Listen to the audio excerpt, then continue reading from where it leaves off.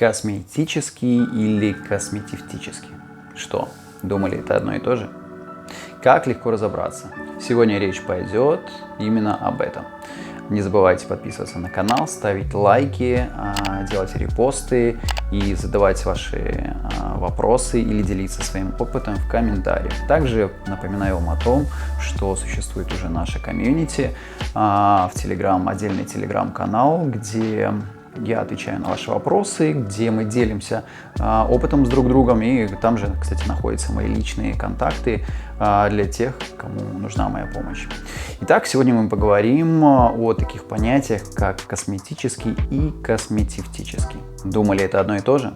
Как легко разобраться? Косметический – это маскировка для очищения, питания, маскировки, блеска, тонирования и прочего поверхностного воздействия. Косметевтические – это более глубокого действия. Их задача проникать глубоко в кожу, в слои эпидермиса и дермы. Именно так необходимо действовать при наличии таких заболеваний, как сиборея, даже перхоть, особенно в тех случаях, когда обычные средства против перхоти не могут помочь. Действие косметевтических средств первым делом работает с кожей головы, восстанавливая ее природную, правильную работу.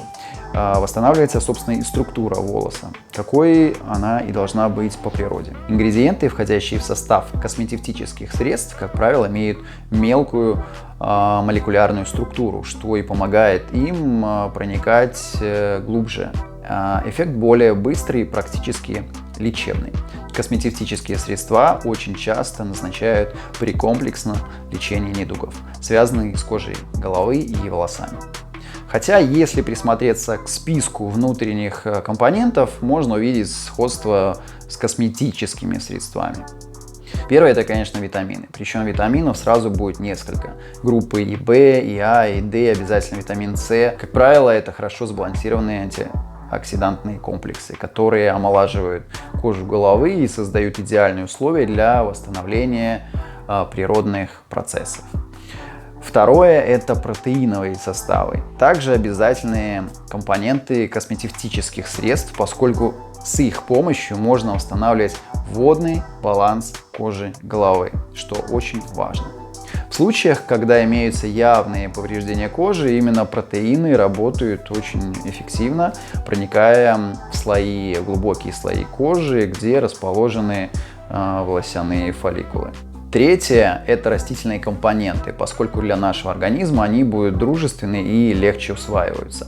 Даже несмотря на то, что сегодня химическая промышленность предлагает множество безопасных питательных компонентов, именно те, что имеют растительное происхождение, все равно принимаются нашим организмом лучше. Четвертое – это пептиды, которые участвуют в регулировании работы фибропластов и компонентов внеклеточного матрикса, чему в последние годы посвящено очень много научных исследований. Пептиды, как и антиоксиданты, омолаживают кожу, и пусть на коже головы вы этого практически не увидите, но потому какими крепкими и блестящими могут стать волосы, можно догадаться, собственно, именно о их воздействии. Работу косметевтических средств видно уже через несколько сеансов использования, поэтому возникает соблазн, конечно, и дальше их использовать, чтобы еще больше улучшить эффект. Однако этого делать не рекомендуется. Помните, как я вам рассказывал про миноксидил? Также, собственно, это касается и многих других препаратов. И вот, собственно, косметевтические средства точно таким же образом к этому относятся.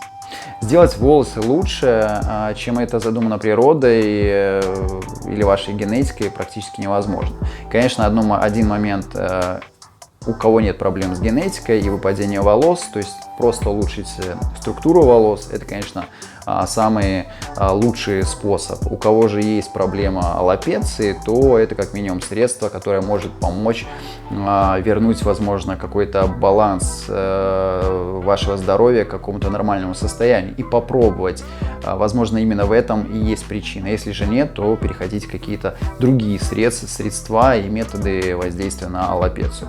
Поэтому, как только проблема будет устранена, лучше переходить сразу на качественную просто косметику от мировых брендов и чтобы, собственно, поддерживать свои волосы в здоровом состоянии. Более того, уже 21 век, и не секрет, что чтобы сохранить наше здоровье, а к здоровью относятся и наши волосы, необходимо, вне зависимости от вашего пола, вы девушка или парень, мужчина или женщина, неважно какого возраста, чтобы ваше здоровье было в тонусе, в том числе ваши волосы и голова, нужно пользоваться косметическими и косметическими препаратами и средствами. Это вполне нормальное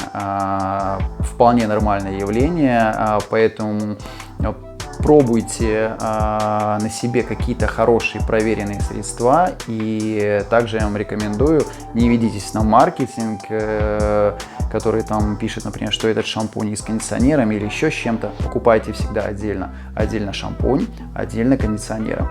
И пользуйтесь кондиционером. Это вполне себе нормальное явление, и уж куда вашим волосам понравится больше. И состояние вашей кожи головы и волос, я считаю, что будет также лучше. Поэтому не экономите на себе, и не забывайте также подписываться, чтобы быть в курсе всего, ставить лайки, комментарии и делать репосты.